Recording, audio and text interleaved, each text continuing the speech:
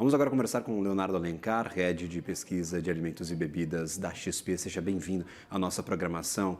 Muito obrigado pela atenção. Primeiro, peço-lhe desculpas, porque neste turbilhão de informações a gente acabou trazendo um pouquinho essa nossa conversa, o Leonardo, mas é o breaking news de hoje, essa confirmação do primeiro Exato. caso em uma granja comercial brasileira. Bom dia, Gabriel. Eu entendo a questão da fusão e essa questão do caso, muita coisa para discutir nesse momento. Perfeito. Primeiro vamos ao mais quente. E aí é difícil a gente fazer elencar estes fatores, porque ontem à noite nós tivemos o anúncio da fusão entre Marfrig e BRF. Mas já vemos talvez uma apreensão no mercado acionário, observando os maiores frigoríficos brasileiros, principalmente aqueles que têm exposição à carne de aves, por conta dessas restrições, por conta do embargo anunciado pela China e também dessas restrições comerciais auto-adotadas pelo governo brasileiro. Eu acho que vale a pena lembrar que, assim, quando a gente fala de foco de gripe aviária ou de qualquer evento sanitário, a gente tem que considerar que são diversos protocolos e acordos bilaterais que entram em jogo, não costuma ser uma resposta única. Então, isso até complica bastante a gente ter uma leitura exata de quais vão ser os próximos passos. Em alguns casos, o próprio governo aplica um autoembargo, informa seus clientes, os países, sobre o que aconteceu e já faz todas as medidas, e muitas vezes esse processo é rápido, ele pode até acabar em dentro de menos de um mês, quando o foco é um único foco, não tem outros focos, tá? Eu destaco isso porque muitas vezes a gente pensa, não, o Brasil vai parar de exportar frango, o Brasil todo vai ser embargado, e são medidas, acho que, drásticas demais. Lembrando que o Brasil tem protocolos da parte sanitária animal muito bons, tá? O Brasil é muito rigoroso, tanto é que de gripe aviária até hoje. Tá? Esse era um ponto até muito discutido, o fato do Brasil ser o único grande produtor de frango do mundo sem gripe aviária, tá? E parte realmente era sucesso da questão sanitária, mas com todo o entorno e questões crônicas assim de gripe aviária no mundo todo, era realmente muito difícil o Brasil continuar sendo livre dessa maneira. A expectativa agora é ter uma clareza de que é o foco, quantos focos podem ter mais, ou se realmente é somente um foco. Então, se isso vai ter uma restrição da microrregião onde teve esse foco, se eventualmente é uma restrição do Estado, tá? Aí volta ao ponto dos acordos bilaterais, dos protocolos, tá?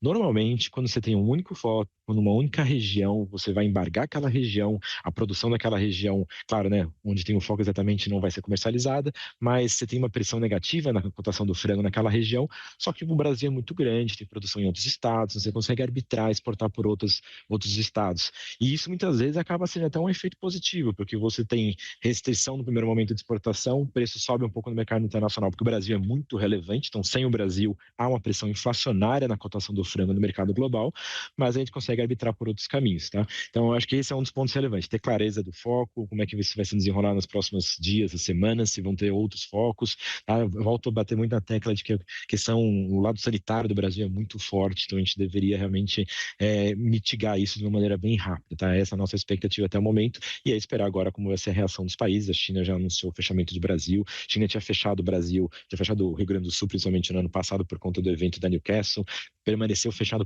até agora, então o Rio Grande do Sul já tinha uma certa restrição, mas o Brasil não, e China é um importante comprador.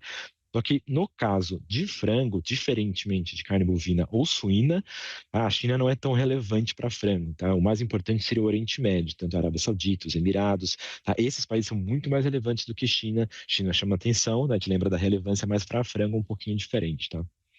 Perfeito. Eu queria entender especificamente também sobre outro assunto, eu queria puxar para outro lado dessa nossa conversa, Leonardo, que é talvez a fusão mais esperada do setor. A gente já falava sobre esse assunto há muito tempo. A Marfrig negava que tinha interesse em assumir o controle da BRF. E agora, enfim, as duas companhias anunciam essa combinação de negócios. Como é que você vê este grande acordo que foi firmado até este momento, com as informações que nós já temos? Talvez um sentimento mais positivo ou negativo para essa combinação de empresas que podem somar uma companhia de mais de 150 bilhões de receita? É, assim, o anúncio foi feito ontem à noite, tá? São muitos detalhes ainda, muitas nuances, tá? E até o fato dessa gripe aviária ter sido reportada agora vai sujar um pouco a análise, então a reação do mercado vai ser exacerbada por conta disso, mas o que foi anunciado foi que a Marfrig, então, vai comprar o saldo remanescente de ações da BRF, lembrando que o Marcos Molina, que é o controlador da Marfrig, ele tem por volta de 73% das ações da Marfrig, tá? E a Marfrig tem por volta de 53% das ações da BRF. Então, ele já era o sócio controlador da BRF, ele vai fazer a aquisição do saldo remanescente das ações da BRF, os acionistas minoritários da BRF vão receber ações da Marfrig. Esse foi é o seu desenho da operação. Tá? Já reportaram sinergias na casa de 805 milhões de reais, sinergias operacionais. Do lado fiscal tem até uma leitura de 3 bi de economias de otimização fiscal, então até um pouco mais relevante.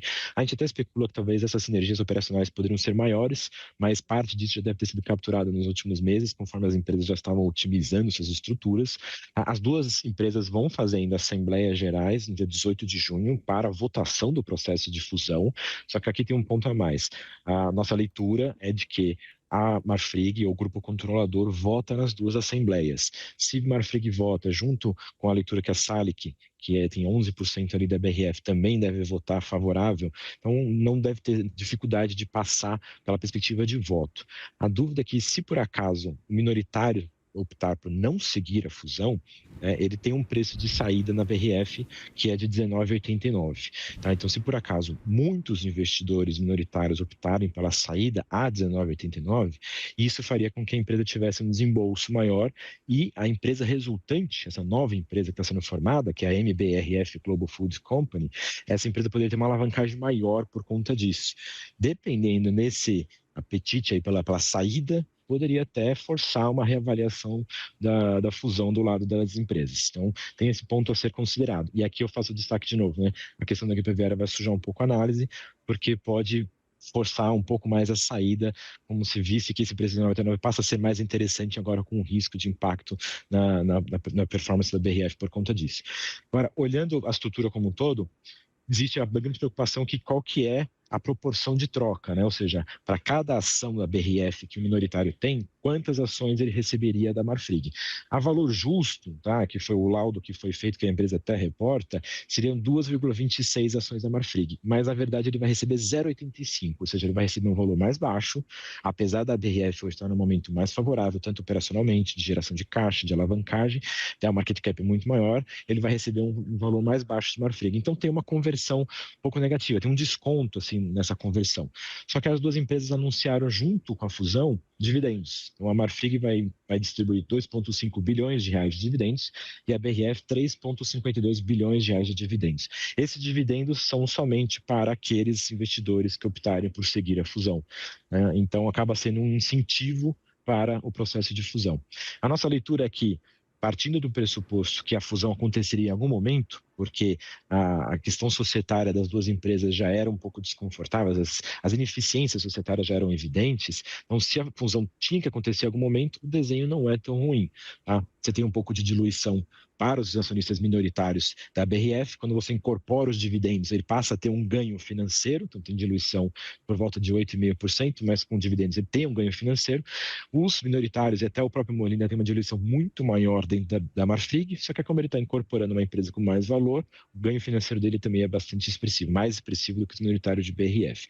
Então tem muitas questões aqui no meio, né? A leitura então é fusão, tá? Tem a troca de ações, tem sinergias apontadas pelas empresas, tem esses dividendos já indicados aí pelas duas empresas, ainda vai ter a assembleia onde o grupo de controlador da Marfrig e o Molina deve votar favorável a essa fusão, além de uns outros acionistas. A empresa resultante, né, essa MBRF que está se formando depois, ela nasce um pouco mais cara, que acho que é um ponto mais técnico, né? Mas tinha uma leitura de que o valuation da BRF hoje é atrativo, ou seja, tinha um potencial de alta interessante, a empresa está bem, está gerando caixa, voltou a gerar caixa, a alavancagem mais baixa, reportou o primeiro trimestre desse ano ontem com resultados acima do esperado, que acho que é um outro ponto positivo, mas na empresa nova esse múltiplo vai andar um pouco mais, o atrativo do valuation vai ser um pouco menor, mas é uma empresa diferente, mais diversificada, tem espaço eventualmente para que esse múltiplo ande um pouco mais, então não é uma alavancagem tão elevada, então tem um pouco ainda para digerir assim, como é que vai ser a percepção no mercado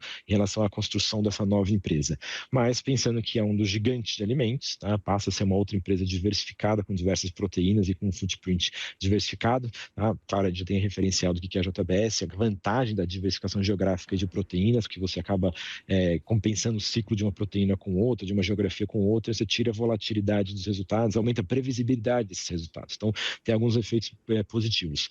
Mas a fusão dado que a gente parte do pressuposto que ela iria acontecer em algum momento, o desenho é interessante, sim, tá? Por conta dos dividendos, principalmente, mas agora com essa questão da gripe aviária, a gente vai sujar um pouquinho a análise de como é que vai ser a percepção do mercado no final. Perfeito, mercado já aberto, agora 10 horas e 21 minutos, já temos ações negociando, então a gente vai ver, claro, os dois efeitos. Primeiro, gripe aviária afetando efetivamente as empresas do setor, em especial BRF, agora esta fusão com os analistas e investidores tentando entender quem que saiu bem, quem que saiu mal nessa história, investidores que vão receber este pagamento de dividendos apenas se optarem por seguir com a fusão. Esse é um ponto importante de nós destacarmos por aqui.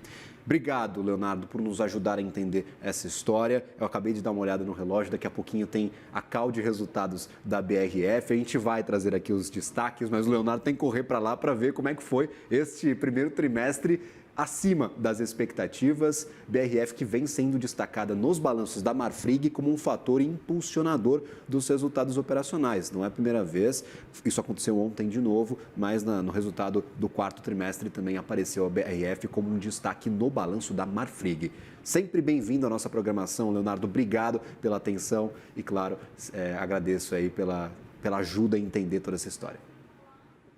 Obrigado, Gabriel, e uma boa sexta-feira com volatilidade hoje. Muita volatilidade, obrigado. Vamos lá.